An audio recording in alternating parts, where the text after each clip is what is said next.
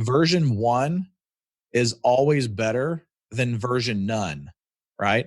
And so if you think about it like that, you just got to get the first version out there. Your network is your net worth. Come listen to some of the most successful people I know share invaluable knowledge, stories, and advice in real estate, business, and beyond. This is Weiss Advice. Whether you want to take your business or personal life to the next level, look no further. Welcome back to Weiss Advice. I'm your host, Yona Weiss, and it is a beautiful day today. I hope you are seeing the same.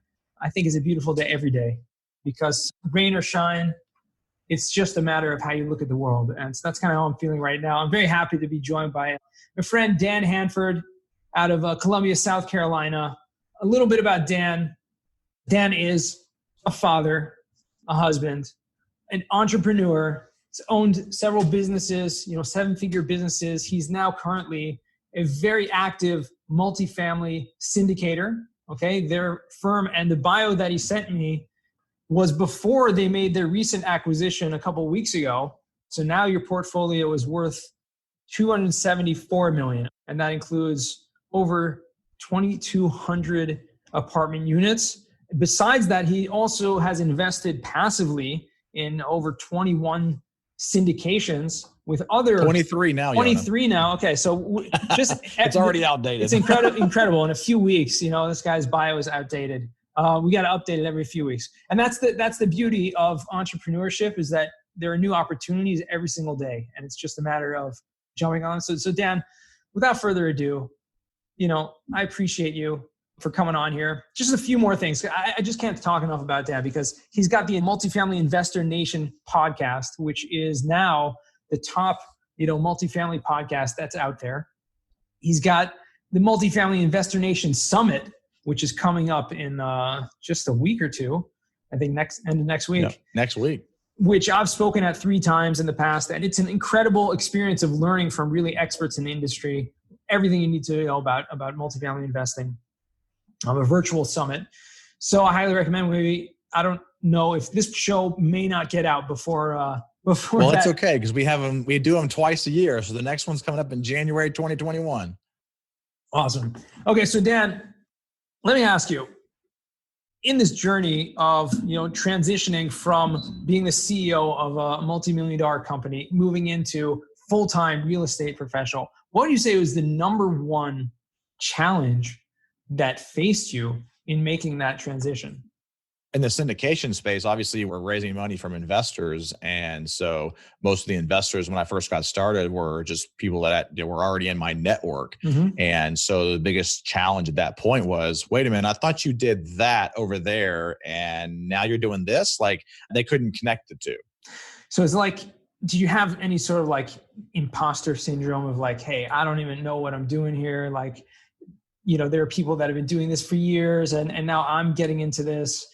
Not really. I mean, I think the biggest thing for me was I wanted to make sure that I really learned what I was doing before I started to communicate that with investors. And, I like to teach. I don't like to teach in like a school setting or anything, but I like to learn something and then be able to have an outlet to teach it. And when you can actually learn something to the point of being able to teach others, it really cements it even further for your education. And it also, especially within multifamily, I talk about how, speaking the language of multifamily, it is a language. Yeah. And one of the best ways to learn a language is by immersion, right? And that's talking and speaking and being a part of that entire language every single day. And I think that's one thing that has definitely helped me. But in the beginning, I didn't really necessarily feel like it was imposter syndrome because I knew that was going to be a problem because I'd already talked to some people about it. So what I decided to do early on is actually, instead of just trying to put together my deals myself, I wanted to lean on somebody else's credibility. So I actually started to partner with other people first. I think our first 2 or 3 deals, we actually partnered with somebody else to say, hey, now we're actually partnering with this other group over here, and they have, $500 million in their portfolio, and they got this kind of credibility and that credibility, and we're just helping them out. It helped kind of bridge that gap of lack of credibility, not even just with the investors, but also with the sellers and the brokers. Absolutely. That's incredible insight into it. And I always say that, the best way of learning, And I relate to very much what you say, because I love to teach, not necessarily in a school environment, but also just anything you learn something. But, It's really providing value, providing value to other people. Yeah, you're right. Exactly. But learning, the best way to learn is to just immerse yourself and to apprentice alongside those who've already done what you are wanting to do. And, you become an expert at that in the process of just learning, and spending time with those people who are experts in that field. So that's incredible. So now, you guys have a full-time business, and you have, a number of employees, and you guys have really built out an incredible team, incredible offerings, and you're constantly building, kind of new things. And that's one thing that I admire about you is an entrepreneur, never kind of complacent on, okay, I've done this, now I have this. It's always, what's the next step? So in that light, now that we're in this current, COVID situation, I mean, you guys just took down a $50 million apartment community in the midst of this COVID situation. So I think that just goes to show what kind of a mindset that you guys have. But my question to you was, what kind of goals have you been setting, and anything differently has changed because of this situation? Sure. I mean, I don't think anybody has not been affected in some form or fashion with the COVID-19, some lesser than others and some more. But I feel like, one of the things that, one of our goals we set out in the very beginning of this year is that we're going to close $200 million worth of assets this year, and maybe even get to 300 million. We're not going to do that. I don't think we're going to be able to do that. I was actually just talking to an investor before I got on here with you. And, he asked me the same thing. What are you seeing on the horizon? And, we actually had two deals, one that had already been awarded to us and another one that was about to be awarded to us right before COVID hit. And that's in addition to the one we just closed. And so our goal was to put together between like 5 to 7 deals this year. And, I think we'll at least get one more, but I think we'll be lucky to get 3. I don't think it's going to be one of those situations where we're going to be able to do that. I could be totally surprised, and I hope we are, but I think the biggest reason for that is that a lot of sellers have pulled back and are not selling their assets right now, us included. We had 4 assets that we were actually getting ready to be, selling, and we ended up pulling back because we weren't being forced to sell, and we don't want to be selling in this kind of an environment. So we're going to wait till, Q1 of 2021. And I think a lot of sellers are going to do that. You're going to see a lot more deal flow coming out in 2021. Obviously pending the election, because that's going to be another, factor that's going to determine the velocity of the deal flow. Absolutely. And I think that's a really important point.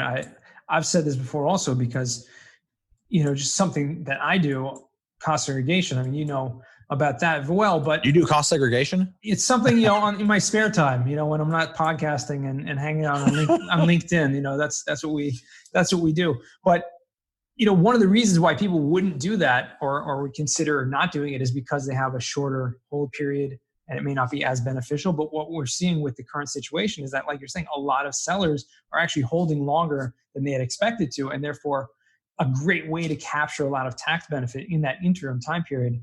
More people than ever are really taking advantage of it. So that's just a very interesting insight along that same wavelength.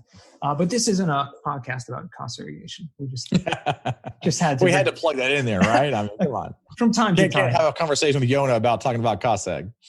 Once in a while, I bring it up. And, you're a family man, obviously, and your kids are still young, right? How old is your oldest? 10. The oldest is 9. Got 9, 8, 3, and 2. Are you in any way giving them kind of guidance? Are they seeing, or have they noticed any kind of difference between, hey, you were running, this kind of medical supply business? I don't know if they were that aware at that time, and now you're doing you're all talking about real estate all the time, real estate. Has that been any conversation with your kids about that? Absolutely. I mean, how can it not? I eat, sleep, and breathe it. I know. And, I think the biggest thing that they've seen as far as a change is that I'm actually spending more time with them at home because, I have the flexibility of time right now. Whereas before I was going into the office every day, putting out fires, being the CEO of my clinics that I own. And now I've stepped back from being the CEO of those clinics, and I'm all full-time into the passiveinvesting.com team and kind of growing that aspect of the business. And they see that. And of course, they listen to me have phone calls and do podcasts. And, so they ask questions and things like that too. And, one of the things that we do for our investors is I'll grab one right here for those of you who are watching the video. We have a little nice, this is our June edition that we just sent out. there's stuff that we do inside of here. You can see that there's a little coloring page in there for the Oh, that's kids. so And sad. on the back, we do a little word search. And so there's things we do to kind of involve the family. And this helps them be able to, learn a little bit more and ask questions about multifamily and investing and things like that too. Because I wish I would have known about it years ago. That's so cool. And I think it's really cool also that your one of your partners, Danny Rendazzo, had actually wrote a book about real estate investing and about cash flow. He's on his third one right now. So he's wrote 2 already that's been published, and he's on his third one. So because that's something that's so needed. And, some of the things we talk about in this podcast are like, what kind of subjects should have been taught in school that aren't?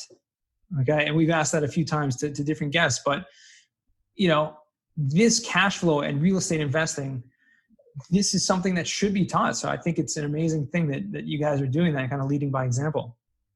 Yep.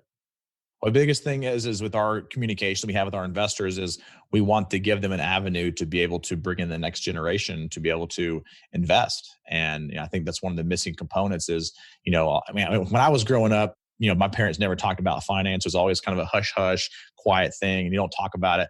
I try to be as open and honest with them as possible. I pull up my bank accounts and I bring my kids over. Hey guys, look at this. And I show them, I'm like, what's that number right there? Like, oh, that's got 2 commas in it. I wanted them to see that and be, not to be scared of money, right? I don't want them to be scared. I want them to be passionate about it and realize that, money is a tool. It's a tool that as long as you use it properly, it can, benefit you greatly. It can also do some detrimental things as well, but, you have to be able to respect money, but you don't want to be fearful of it. Right. You don't want to be fearful of money, but you also don't want to be, uneducated. Like you said, the finances really should be taught at a young age. And these kids at this age, your kids are under 10, right? 9 years old. Little Caleb, right? That's right. He's 8 years old. 8 years old. You gotta train them young because, like you said, this is about a family involvement. It's about wealth building, and this is a generational wealth that you're trying to build here and continue on. Now, one thing that I think we share in common, and I've also really noticed about what you're doing, is this kind of bringing together, right, so many different people for different venues, different events, and things like that, like this virtual multifamily investor nation, right? So you're not only bringing together, 30, 40, 50 experts, or experts in their own realm, okay, right? And, hundreds, if not thousands, I don't know how many you have at this point, but hundreds of people who want to be educated in this. And you got a Facebook group that has, I don't know how many thousand.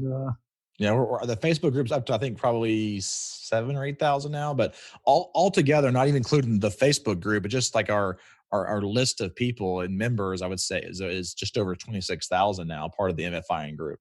Something incredible in building that. And this is something that I'm actually just trying to do myself in different ways. So that's why I'm asking for my own purposes here. But obviously everyone listening to this is going to be, getting a ton of value here. Hopefully that Dan can share all of his secrets with us. No, but I'm an open book, Yona. I know you are, which is why I'm asking, what are some of those things that in starting it, okay, and you're about to start like this venture, and I know you went all in, off on every platform and everything. And Dan Handford is, we'll just say it here publicly, single-handedly responsible for getting me on Facebook, okay? I will take credit for that. I do remember that for sure. So all you guys who are listening and going to join the new Facebook group that we're starting, Dan Handford is single-handedly responsible. So I give him a lot of credit for that and appreciation. But do I get any royalties for that? Yeah, royalties. How about some discounted cost seg studies maybe? Or you certainly should. But what were some of those things at the beginning that were imperative in that process in setting something like that up? I think the biggest thing that I see a lot of people make the mistake of is not being consistent with it. So they start something, and I've seen this happen a lot of times, especially with podcasts and you've probably seen it too, and maybe even been on some people's podcasts where they, do 10, 20, 30 episodes and all of a sudden they're gone. Like they just stop doing it. And it's frustrating a lot of times for people who have spent the time to do an interview and then all of a sudden they pull the podcast down. But it's a mistake that I see a lot of people doing, where they'll start to do a particular, task to promote, whether it be start a Facebook group or do a podcast, do a YouTube channel, post some content on blogs such as like, Bigger Pockets or LinkedIn or wherever. And they basically stop doing it because in the short term, they're not seeing the results. And I'll tell you in the beginning, I didn't really see a big result either. I mean, on our website back then, we were seeing maybe 3 to 5 investor leads off of our website with all the stuff that we were doing, because my whole multifamily investor nation group is not designed to get a bunch of coaching students or have them pay me for that kind of stuff. It's a lot of free, valuable content for people who are interested in investing in multifamily. And through that, I find people that either are active syndicators that can't invest with their own IRA, like their self-directed IRAs or 401ks. And so we got a lot of high-level syndicators that invest with us with their self-directed retirement accounts. But then we also get people who are thinking that they want to be active, and they realize all the different moving pieces and parts and how complicated it actually is. Because I know some people might think it's easy, but it's really not. It's really complicated. It's not complicated in that each task is complicated. It's just that each task in and of itself is fairly straightforward and fairly easy. But there's just so many of those little tasks that it makes it more complicated, right? Absolutely. And those people come to find out, they like throw their arms up and say, forget it, I don't want to do this. Here's my money, you deal with it, right? And so in the beginning, when I started the whole platform, it was only, like I said, 3 to 5 people a month. And I'll pull it up right here while we're on, and I'll tell you what we're at. Just right now, I'm looking at we use Active Campaign for our CRM. I know you and I talked about that a little bit and kind of offline, and you're kind of transitioning to Active Campaign. We've been using it now for going on a year, maybe a little over a year. But just in your dashboard, you get like a total of how many leads have you got in off of your website over the last rolling 30 days. And so just right now, we've had 112 over the last 30 days that have come to the website. Wow. And it dropped a little bit during COVID to maybe 45, 50, but then like a couple weeks later, just jumped right back up to where it normally was. And even pre-COVID, it was usually hovering around like 80 to 90, 90 to 5. And now it's, like you said, 112 in the last 30 days. So it's because we've been staying consistent, and all that consistent content generation helps to promote the other content that's out there as well. But one of the things that I see is like I said earlier, people start something and they just stop doing it because they don't see the results. But you just wonder, I can't remember who published this, but I saw something recently with a person who was mining for gold, and they're digging and digging and digging and digging, and they all of a sudden just stopped. They take like a side view of it, and they were just like 1 little foot away from inching into that gold, and they just stopped too soon. That's right. We don't see the results of our actions, and oftentimes we'll never see the results of our actions, but they're making huge waves. And it's kind of like, even if you don't see those results, there's something called the butterfly effect, right? Where you may not see this. This was something written a theory many years ago, but that a butterfly can flap its wings, and the wind that will cause from that will travel around the world and can cause like a storm and a hurricane on the other side of the world. But it's just those little tiny steps, those little movements, those little actions that we need to do, and be consistent with them. That's incredible advice. I really appreciate that, because it's something I need to hear right now. And I'm sure a lot of people listening to this, we need to hear this, because especially in this current situation, a lot of people are thinking about starting new ventures, or kind of going more full-time into a side hustle or something where they, maybe see the potential. Real estate investing is a perfect example, right? But there's so many moving parts, like you mentioned, it seems daunting. But be consistent, take those small steps, and do them consistently. And what else? Because obviously there's a lot more to the picture. Sure. The biggest thing that I see also is people need to first start with something that they enjoy doing, so that they can make sure that they can stay consistent with it, right? And so to give you an example, if somebody likes to be in front of a camera, well, they should be doing video. They should be doing video content. If somebody prefers the audio side of it, well, maybe they just need to do a podcast, right? Or a radio show locally, or whatever the case may be. And if somebody really enjoys writing, well, do a blog. Start a blog, start posting some content, start responding to some of these forum posts on Bigger Pockets, and being consistent with it. And then you can always add on as you go throughout time.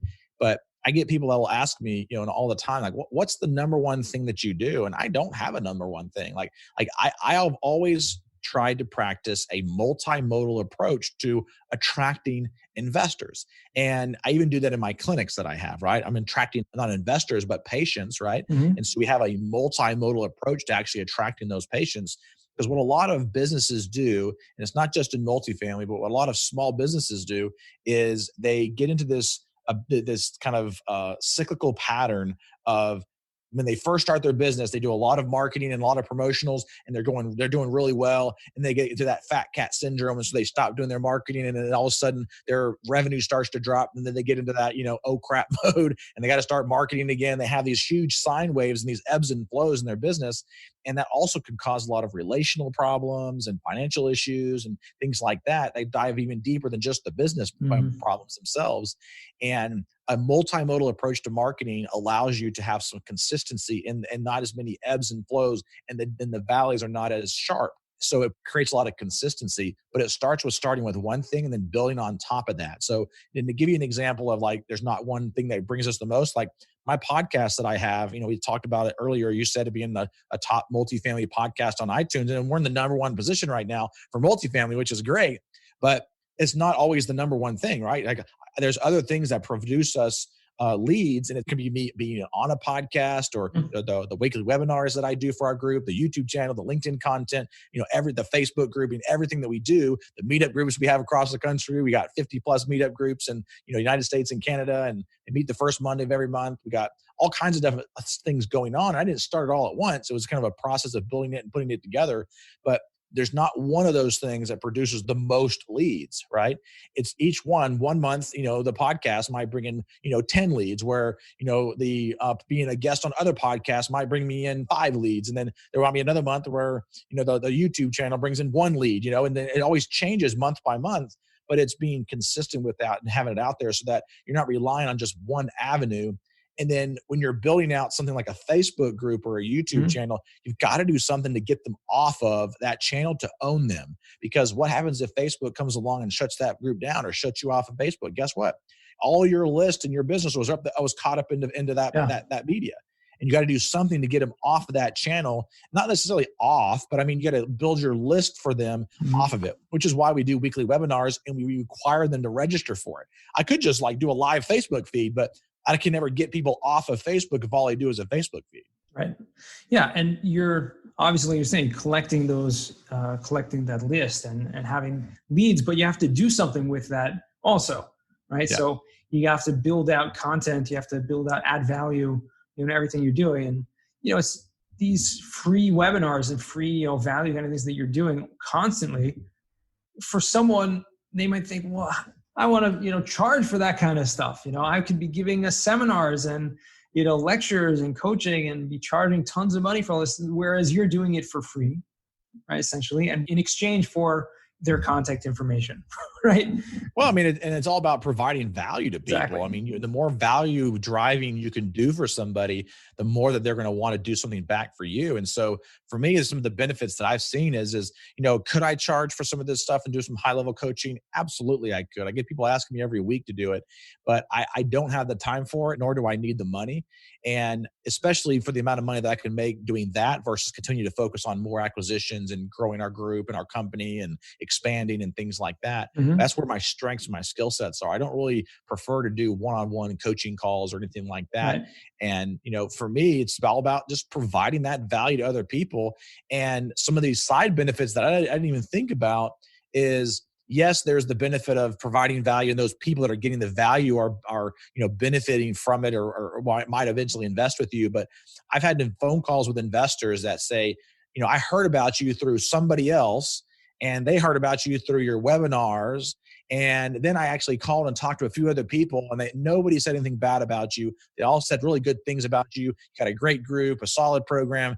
And I didn't even think about that kind of a side effect of other people talking good and having goodwill about the value that you're providing to the community. Yeah. And you can't speak enough about that. And you can't fake that either, because the integrity shows. That's something that people see through immediately. Anyone with with a little bit of common sense can see right through that. So, providing that value and doing that and being consistent and being approachable. I think you're doing all that successfully, and you should continue to do so. And I appreciate what you've shared with us, with me, and our listeners today, because I think we can take so many things from here and just go and apply them. And that's really what this is all about, right? You learn something new. It's not enough to keep it in your head. You got to actually go and do it. And that's why, beforehand, we were talking offline with Dan, like, should I do this? Should I do that? Like, just do it, right? Don't say, maybe I'm going to do it, right? Just do it. And that's so true. Well, and to that same point, Yona, I know you're getting ready to wrap up, but to that same point, one of the biggest takeaways that if anybody is listening from what Yona just said there is a phrase that I've always had in the back of my mind for many, many years is version 1 is always better than version none, right? And so if you think about it like that, you just got to get the first version out there, right? Like this newsletter that I just showed you, you should have seen the first version of it. It was terrible, right? It was a terrible piece of paper. It was like a half a piece of paper folded in half and quartered. It was terrible, but it was version 1. But the problem is that when you get to that mindset of version 1 is always better than version none, just remember, you can still do a version 2.0, right? Or a version 1.2 or something like that. You always want to continue to perfect those versions of yourself and of the material that you put out and the content that you put out, but you got to start somewhere. 100%. That's extremely valuable. I'm very glad. And I was thinking that line because I know you said it before and I was thinking it and I didn't have it perfect. So I'm glad that I didn't mess it up and you shared that with us today. So that's awesome. So I want to jump into the final 4 because now's the time we're actually going to go a little deeper in these. And the first question, Dan, is what was the worst job that you ever had? Worst job that I ever had. Does it have to be a job that I was paid for? No, it does not. Well, when I was growing up, my mom always had us clean the house. And the chore that I used to hate the most is cleaning the bathroom.